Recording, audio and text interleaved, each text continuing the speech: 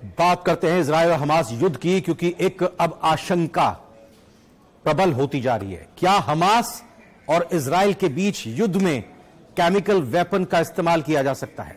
जी हां, ऐसे हालात क्यों बन रहे हैं और अगर ये संभावनाएं प्रबल होती है या आशंकाएं सही साबित होती हैं तो क्या होगा?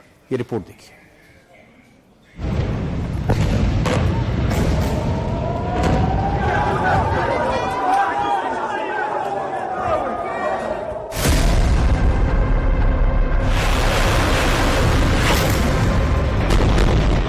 एक धमाका होता है, हजारों लाखों जानें तड़पने लगती हैं।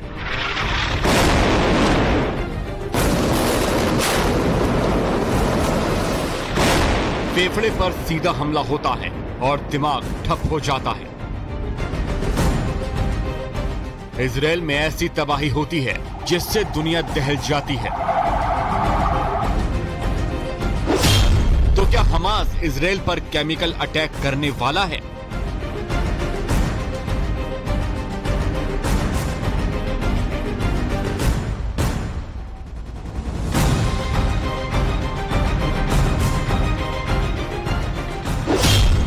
हमास ने इजराइल में सबसे बड़ी तबाही की साजिश तैयार कर ली है?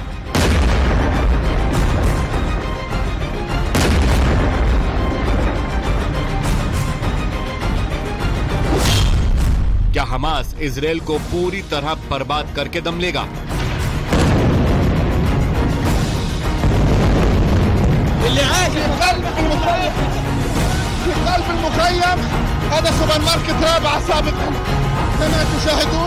सुनने और सोचने में ये बातें बहुत डरावनी लग रही होंगी, लेकिन इजराइल ने जो दावा किया है वो बेहद डरावना है, क्योंकि ये ऐसा दावा है जो इजराइल और हमास में होने वाले सबसे बड़े केमिकल हमलों की तरफ इशारा कर रहा है। 7 अक्टूबर को हमास ने इजराइल पर बहुत बड़ा हमला किया था। हमास के आतंकियों ने इजराइल में एक म्यूजिक फेस्टिवल पर हमला करके इजराइल में कत्लेआम मचा दिया।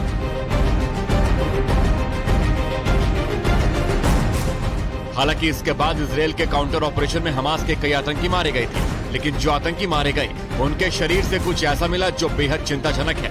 इजराइल ने दावा किया है कि हमास के आतंकियों के पास से केमिकल हथियार बनाने का फॉर्मूला मिला है। हमास के आतंकी साइनाइड से केमिकल बनाने का फॉर्मूला लेकर घूम रहे थे।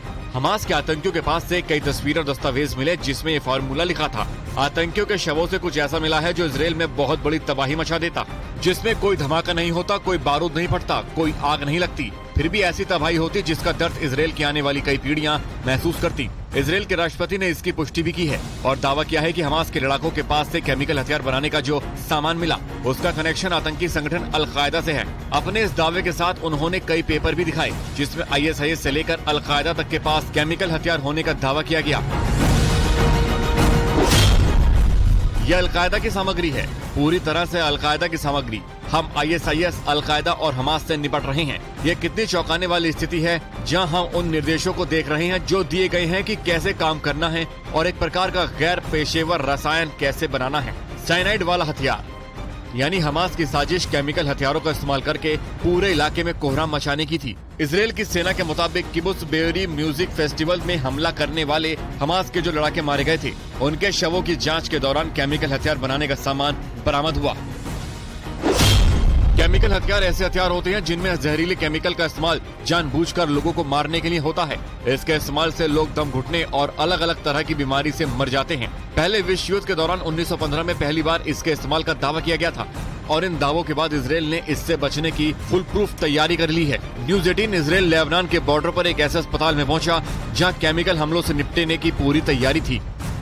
देखिए, ये केमिकल प्यूरिफायर सेंटर है। अगर हिजबुल्लाह की तरफ से मान लीजिए रासायनिक हमला कर दिया जाए या फिर हमास की तरफ से इस इलाके में, हालांकि संभव नहीं है, लेकिन अगर हिजबुल्लाह की तरफ से रासायनिक हमला कर दिया जाए तो ये जो सेटअप है वो रासायनिक हथियारों में रहने वाले जो घातक गैस होती हैं उनको प्यूरिफाई करता है। वो कैसे करता है हम आपको बताएं कैसे काम करता है। जैसे ही अगर कोई रासायनिक हथियार से हमला किया जाता है तो ये जो स्ट्रक्चर आपको दिख रहा है यहाँ से, ये अभी सील है।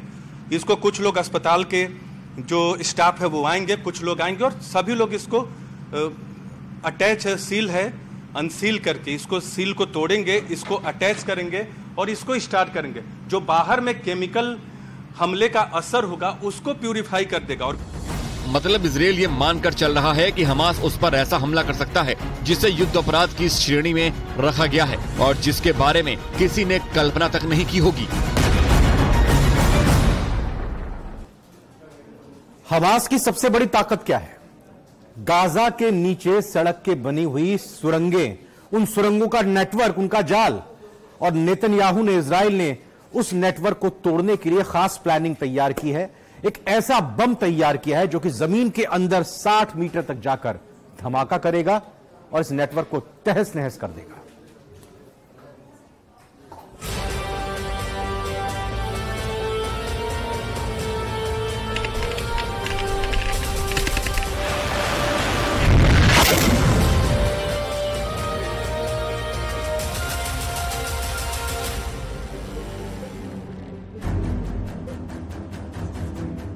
हमास की सुरंग ही हमास का सबसे बड़ा हथियार है।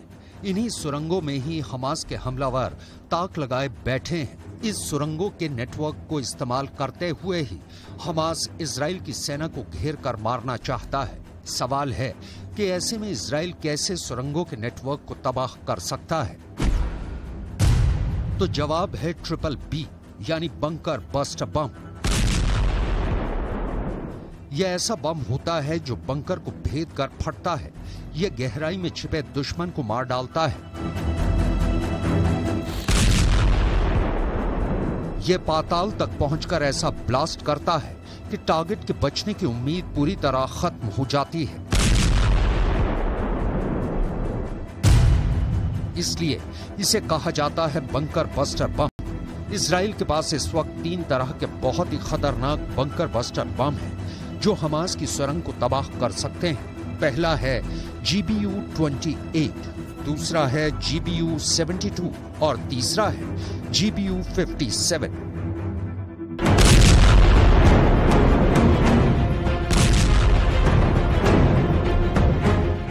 इजराइल की एयरफोर्स इस वक्त गाजा की इमारतों को मलबे में तब्दील कर रही है। इसमें ज्यादातर धमाके ऐसे हैं जो हमास की बजाय आम लोगों को निशाना बना रहे हैं। 5000 से ज्यादा मौत हो चुकी हैं और इनमें हमास के गिने चुने कमांडर मारे गए हैं, जबकि इजराइल की बमबारी में 2000 से ज्यादा बच्चों की जान जा चुकी है। दरअसल हमास की पूरी ताकत इस वक्त सुरंगों में छिपी हुई है और यही नेतन्याहू के लिए सबसे बड़ा खतरा है।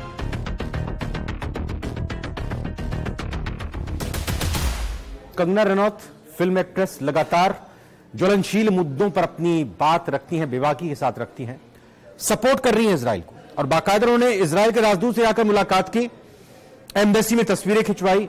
दोनों की इस मीटिंग की फोटो भी सामने आई है। कंगना रनौत ने दोनों देशों की लड़ाई में इजराइल का साफ तौर पर साथ दिया है।